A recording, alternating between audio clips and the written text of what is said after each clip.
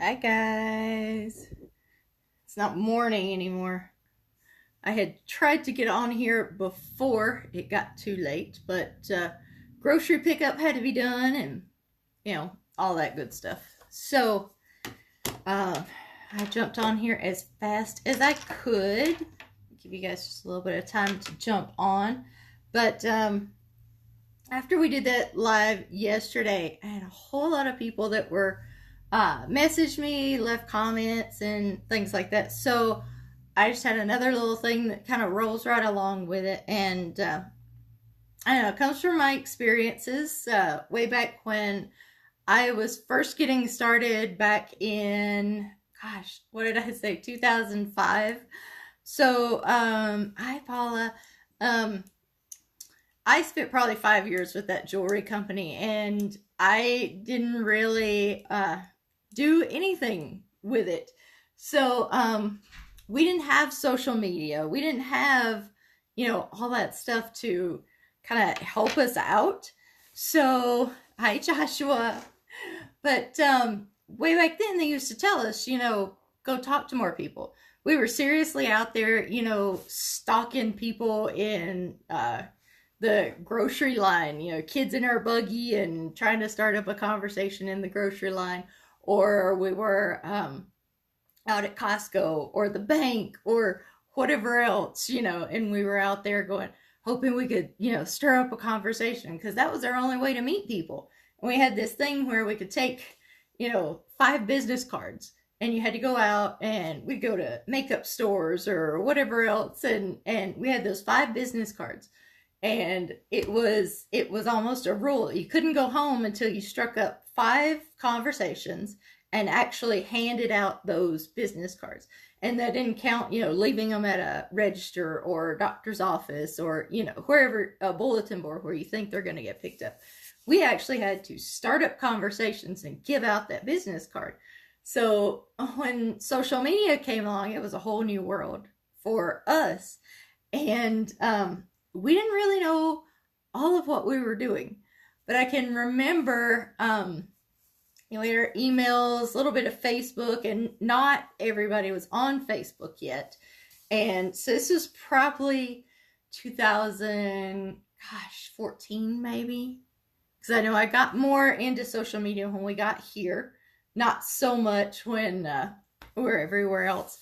But I can remember sitting at one of the trainings we had.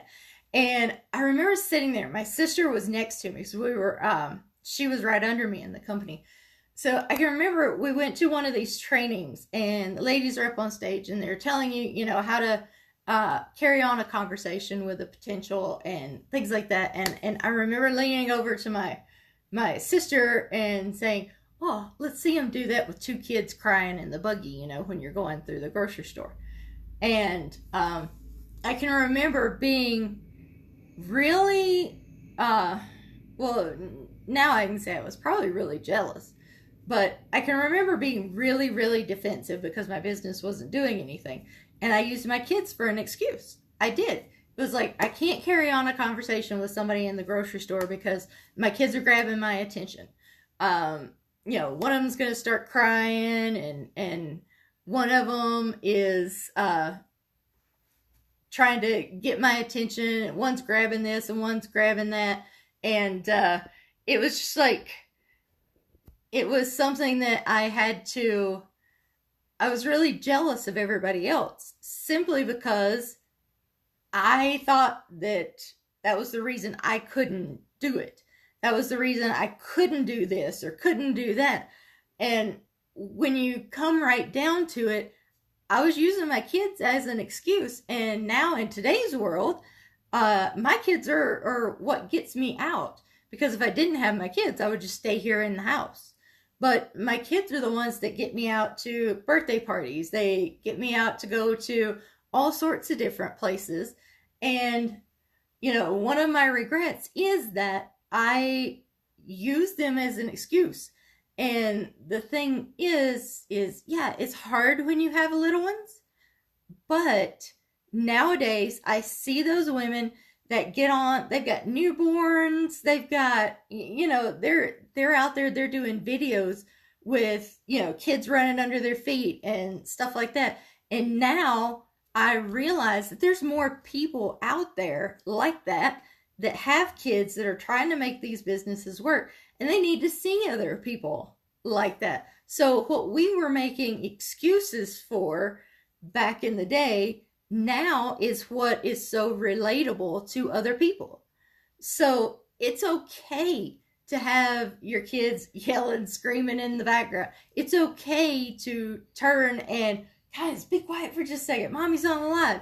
You know, it's okay. And speaking of which, you gotta turn that off. So speaking of which, there's one of mine at the door. But they have their own Facebook now, so they love to jump on here and watch. But it was something that I used to justify that I wasn't doing the work to figure out how I could make this fit into my business, how I could use this to grow my business.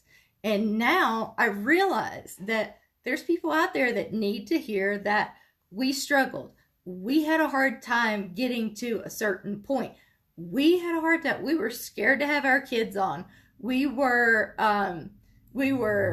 husband's still out there scared to death to get on here. You guys want to see him run really fast? I can walk through here with the camera and he will duck behind any piece of furniture there is. I've gotten very few videos out of him, but there are women out there. I would have given anything to see somebody get up. So at that time, Joshua had just been born.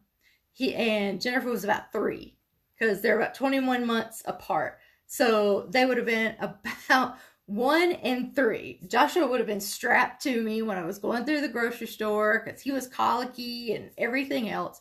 And now I realize that I would have given anything to see someone in my situation get out there and kill it and show me how, you know, to show me that it was possible. I had nobody to relate to because I didn't see anybody with kids or anything else that, you know, was doing this. I saw, you know, people that, you know, had babysitters or whatever else. And that was hard for me. I couldn't relate to that.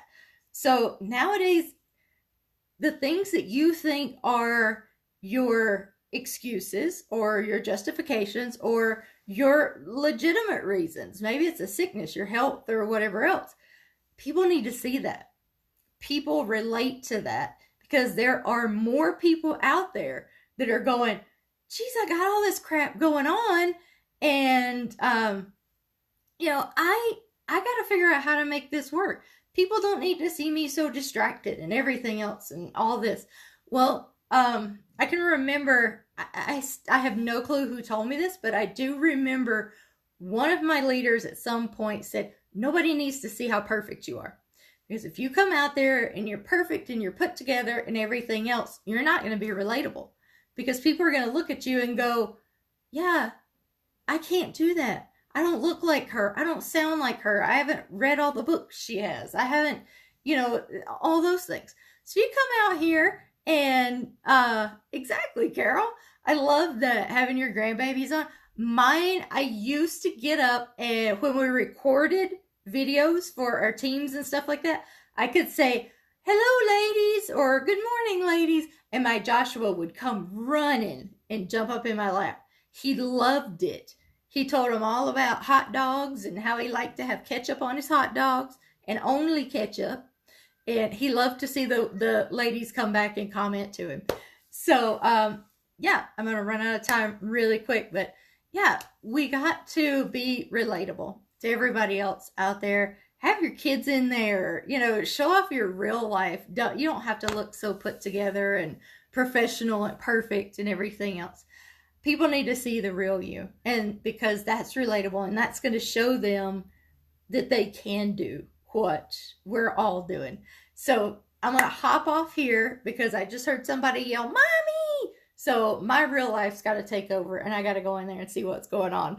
So I'm going to see you guys later. Bye.